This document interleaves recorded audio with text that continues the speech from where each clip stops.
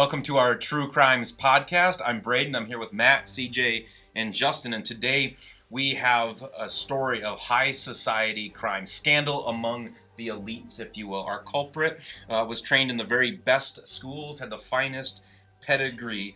He lived a life so shocking that it required a name change from a past identity. Get ready for a true crime story that turned the entire world upside down. That's right, Braden. We're talking about someone who was so evil that an entire community of people feared him because he would travel the world and he would terrorize these people. He was searching and he was stalking them. And some might even say that he was hunting them down to rid the earth of these people that followed this way of life. So we've been doing this several weeks now, and are you telling me on our True Crimes podcast we get our first serial killer? Oh, that's a great question. Does a person have to be holding the murder weapon to have committed the crime? Because here's the deal with this guy is he's so zealous, he's so passionate, and really what he does is he gets a mob like incited, riled up to commit crimes.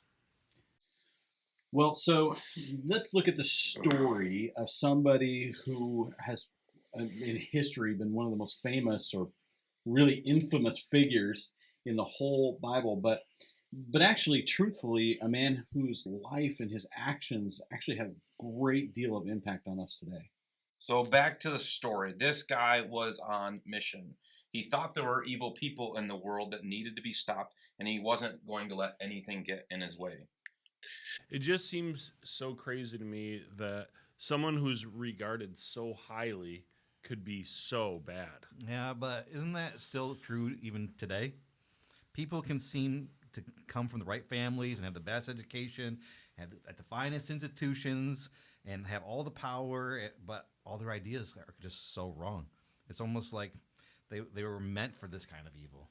Well, this is kind of crazy, but if you think about it, it kind of makes sense because even in our world today, sometimes people seem to have all the best status and the most influence and power and finances and everything, but they have all the wrong ideas, and it leads them to take advantage of other people. And it's almost like that is the perfect recipe for, this kind of evil.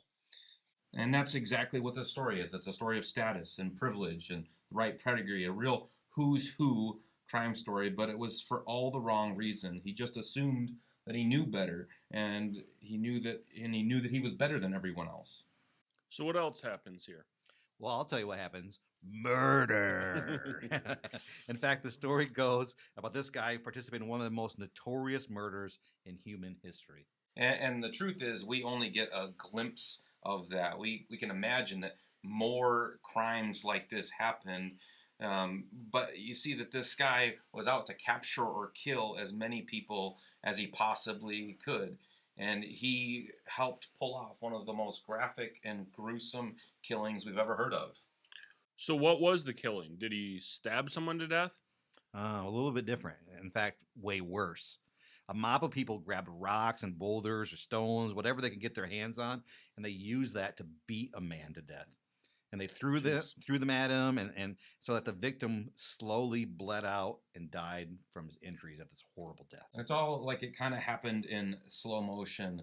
The victim, knowing that he was doomed, he just sort of looked up to heaven in an act of surrender, seemingly knowing that there was no way that he was going to get out of this one. I'm not going to lie, fellas. This is pretty sick. I think this is one of the worst true crimes of the Bible. That is actually one of the worst murder stories I've ever heard of. Yeah, it was so bad. In fact, that this guy eventually had to change his name. He had to hide his identity in fear that if anyone found out, they'd be terrified to be near him and have anything to do with him at all. My goodness. Let's recap. So this is a man who comes from a good family. He's considered the brightest in his class. He's trained in the best institutions. He was hyper-focused. He hunted those that were considered a threat by his supervisors. He went on to prove a brutal murder, and yet his bosses loved his ambition. That's exactly what this is, a true crime story amongst the ranks of the elite. And it's crazy how certain people can become so fixated on a certain outcome or objective that they don't even realize how evil their actions have become. Amongst the best and the brightest in human history, even people at the top can get it so very wrong. Well, help me out, fellas. At the end of the day, what really happened to this guy? Well, the victim, his name was Stephen, and he was the first martyr for the cause of Jesus in the world. And his predator's name was Saul. He was from the tribe of Benjamin, a Hebrew of Hebrews. That's another way of saying that he was one of the best of the best. And he was from a great family with elite training and among the elites of his day. Oh, Saul, I've heard of that guy. He's one of those Old Testament guys, right? One of the kings. Not that Saul, Justin. This guy is from the New Testament after Jesus' time on earth. He was so successful, so zealous, so focused that he actually had to go through a name change after his crimes. He became known as Paul, and he had an encounter with Christ that was so powerful that it changed everything about who he was. Saul to Paul. That's not confusing at all. But ultimately, this is the guy that wrote most of the New Testament, right? He wrote all the letters to all those churches and ended up being one of the greatest preachers of the good news of Jesus in history. Yeah, that's Paul. He's the one that would end up traveling the world, and he would end up suffering greatly in order to share the message of Jesus and the love of Jesus with people. He brought the message from the Jewish people to the Gentile people, and that's you and me. So that the whole world might be able to have this invitation into this relationship with God. He brought this message for everyone, everywhere that he could. I know Paul. I love Paul. It's crazy to think that a man who had such a rough start could be used to do such a great thing and for 2,000 years to make such a positive impact on people. I think that really is the good in the good news. That if God can use a man like this, that he really can change any of us. That a man like this, from the best family, the best upbringing, but so off base, he still became somebody that changed the world through his ministry and his message. And God can work in that way to change you and me as well. I mean, isn't that the hope of the gospel, that every one of us can be changed? And that's really amazing when you think about it. It is. So this is a true crime story. It's the story of Saul who became Paul. And if God could change someone like Paul, he can change someone like me and like you, like all of us.